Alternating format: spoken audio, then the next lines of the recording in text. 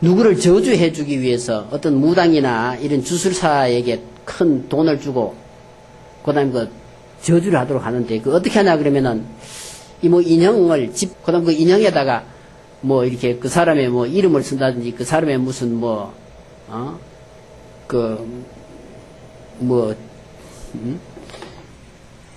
그 생년월일을 쓴다든지 뭐 이렇게 해놔놓고 말이지 계속 바늘 갖고 쿡쿡 찌른다든지 송곳 갖고 찌른다든지 칼 갖고 쑤신다든지 뭐 이렇게 하고 욕하고 저주하고 퍼부어대고 그러면 그 사람이 저주를 받는다고 그렇게 하고 있습니다.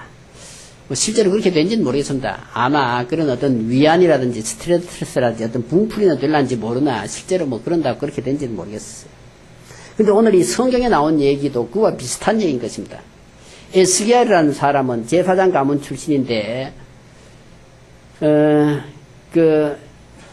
예수님 오시기 전 580년에 유대가 망했으니까 한 10년 전에 남쪽 유다가 망하기 10년 전에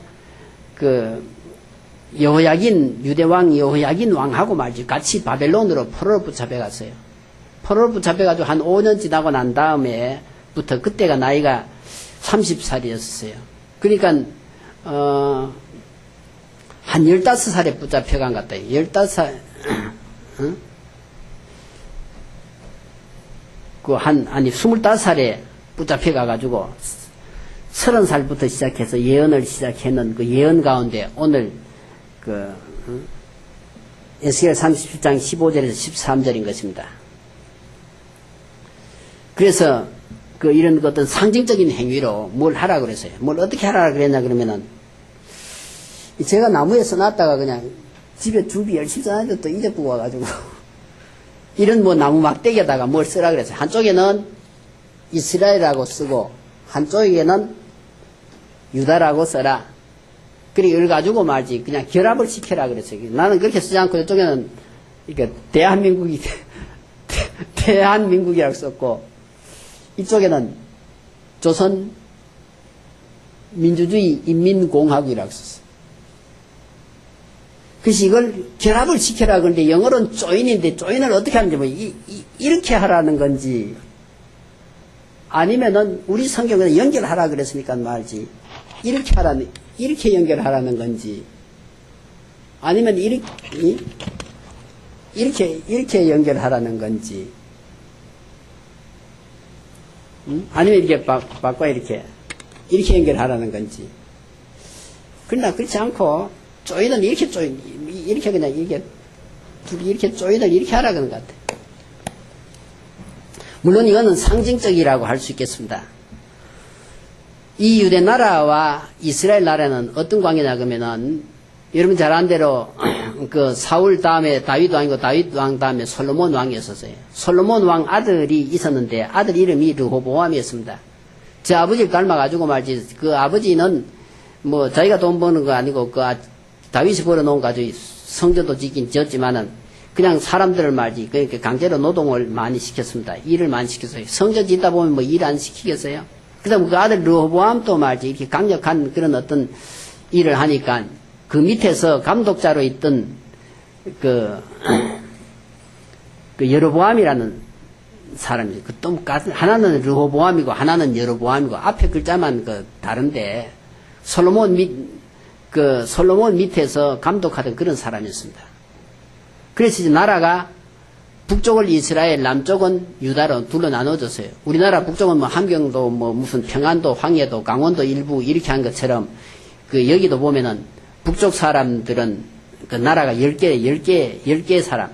예를 들면 에브라임 지파, 뭐 문하시의 반 지파, 아셀 지파, 스불론 지파, 뭐 이사갈 지파, 뭐 이렇게 우리나라 예를 들면 뭐 강원도, 충청도, 뭐 경상도, 전라도 것처럼 그렇게 나라가 그런데 북쪽의 나라가 더 많이 10개 나라, 남쪽에는 2개 나라, 유다하고 베냐민하고 그 심수고 한쪽은 유다라고 써라. 이걸 그렇게 하나로 조인을 시켜라. 그래서 하나님의 손 안에서 너의 손 안에서 그렇게 조인을 시키도록 해라. 그렇게 해가지고 약속의 땅으로 돌아오게 하겠다. 약속의 땅으로 돌아오겠다. 그 약속의 땅이 구체적으로는 외형상 한 민족이지만은 하나님의 한 공동체인 즉 교회로 돌아오도록 될 것 아니겠냐 이런 얘기합니다. 이렇게 막대기에다가 하나는 이스라엘 하나는 유다라고 써서 이걸 그냥 합쳐놔 놓으면은 이제 약속의 땅으로 돌아오게 될 것이다. 포로로 바벨론으로 붙잡혀가지만 약속의 땅으로 돌아오게 될 것이다. 다시 말하면 한 교회로 돌아오게 될 것이다. 이렇게 말할 수 있겠습니다. 그리고 이제 너희 손 안에서 하나를 만들게 될 것이다. 그랬어요. 하나님의 손 안에서 하나님의 손이 하시면은 하나님의 손은 온 천지 만물을 만드신 그런 능력의 손이기 때문에 하나님이 하시면은 하실 수 있겠습니다. 하나님의 말씀으로 성령의 능력에 의해서 이방인까지라도 하나로 만들 수 있으리라 생각되는 것입니다.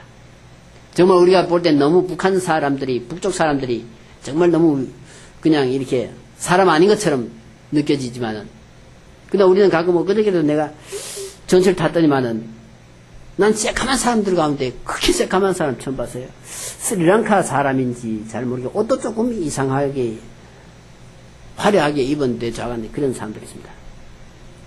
우리는 때로는 말이지 이런 외국인 스리랑카나 무슨 뭐 이런 네팔이나 이런 그 사람들보다도 우리는 북한 사람들을 더 생소하게 생각하고 있는 것이 오늘 제나 여러분들의 현실이라고 할 수 있겠습니다. 그 다음에 여기 네 번째 약속은 한 임금을 세우는 것이다 그랬어요.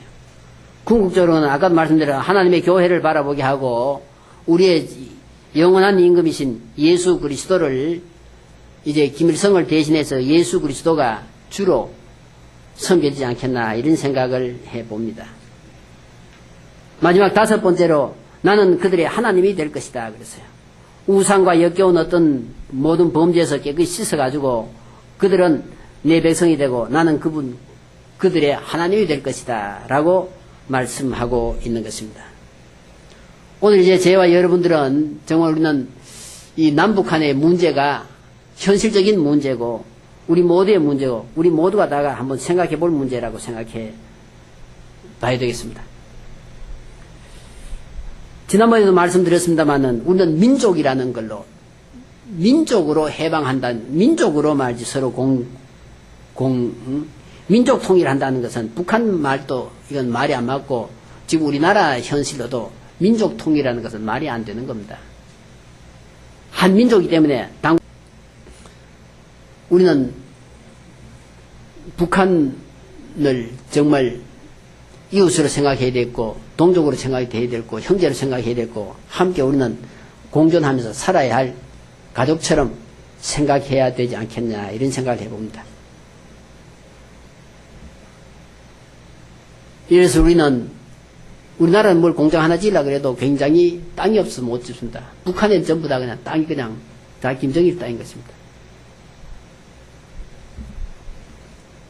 그래서 개성공단은 앞으로 어떤 그런 남북한 교류의 어떤 거점도 되겠지만은 이제 어떤 그런 시범 케이스로 이렇게 북쪽에서는 땅과 어떤 인력을 떼고 남측에서는 어떤 기술과 말지 그런 자본을 떼 가지고 어떤 경제적으로 함께 도약할 수 있는 그런 단지로 이렇게 조성하고 있고 지금 그 성공 케이스로 평가되고 있고 또 외국에도 알려지고 있는 이런 상황인 것입니다. 어쨌든 우리는 8.15를 그저께 지냈고 또한 며칠 있으면 대통령이 남북 정상을 회담을 만나게 되는데 이 모두가 다 우리는 그냥 가만 있다가 그냥 뭐 정치 지도자들이 이끄는 대로 그냥 끌려갈 수밖에 없는 그런 현실인 것입니다. 그리고 우리는 무턱대고 그냥 따라가리라 이런 차제에 정말 저와 여러분들은 모든 것이 하나님의 손 안에서 가능해질 수도 있고 불가능해질 수도 있고 잘 될 수도 있고 못 될 수도 있는 이런 차제 저와 여러분들 하나님 앞에 전폭을 맡기고 정말 기도하는 나라를 위해서도 기도하는 대통령을 위해서도 기도하는 이번 회담을 위해서도 정말 좋은 보따리를 서로 주고받고 할 수 있는 계기가 될 수 있도록 해주셨으면 해서 오늘 말씀을 드렸습니다.